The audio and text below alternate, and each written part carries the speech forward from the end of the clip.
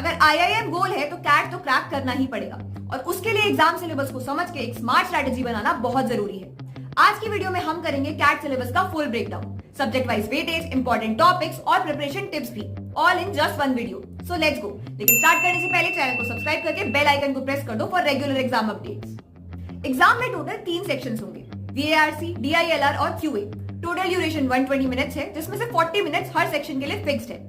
Section switching allowed नहीं है, इसलिए टाइम मैनेजमेंट बहुत क्रूशियल है। VARC यानी verbal ability and reading comprehension. इस सेक्शन में टोटल 24 क्वेश्चंस होते हैं, जिसमें से 12 to 14 क्वेश्चन कॉम्प्रिहेंशन पे बेस्ड होते हैं। ग्रामर और वोकैबुलरी के डायरेक्ट क्वेश्चंस नहीं आते, लेकिन कॉम्प्रिहेंशन क्रैक करने के लिए इनकी अंडरस्टैंडिंग होना बहुत जरूरी है। Para jumble, sentence completion, summary और लॉजिकल रीजनिंग पे बेस्ड भी क्वेश्चंस होते हैं।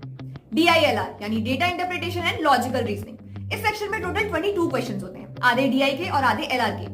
ये क्वेश्चंस मोस्टली सेट्स में दिए जाते हैं। They are based on pie charts, puzzles, seating arrangements, blood relation etcetera. इस सेक्शन में स्पीड और एक्यूरेसी दोनों बहुत मैटर करते हैं, जो कि डेली प्रैक्टिस से इंप्रूव हो सकते हैं। क्वांटिटेटिव एप्टीट्यूड या QA। इस सेक्शन में भी 22 क्वेश्चंस होते हैं और इसे यूजुअली सबसे टफ माना जाता है। Questions are based on algebra, arithmetic, geometry and modern maths.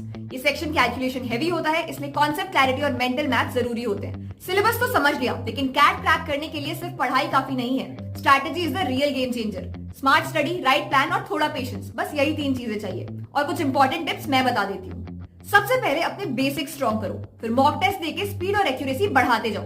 रोज कुछ घंटे पढ़ाई और प्रैक्टिस को देने पड़ेंगे, क्योंकि consistency is the key to crack cat.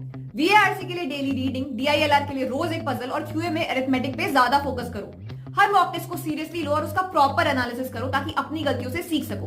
अगस्त तक सिलेबस कंप्लीट करने का टारगेट रखो। सितंबर से सिर्फ मॉक टेस्ट, टेस्ट सीरीज और रिवीजन पे फोकस करो। तो दोस्तों, कैट का सिलेबस तो बहुत वास्ट है, लेकिन स्मार्ट स्टडी से तुम इस एग्जाम को जरूर क्रैक कर सकते हो। इस वीडियो को लाइक करो और शेयर करो अपने कैट वाले दोस्तों के साथ, और कमेंट में हमें बताओ कि तुम्हें कौन सा सेक्शन सबसे टफ लगता है। और अगर कोई भी डाउट्स है रिगार्डिंग कोर्सेज, कॉलेजेस या career, you can seek expert guidance from the counsellors of Shiksha, India's trusted counselling platform, and it's absolutely free.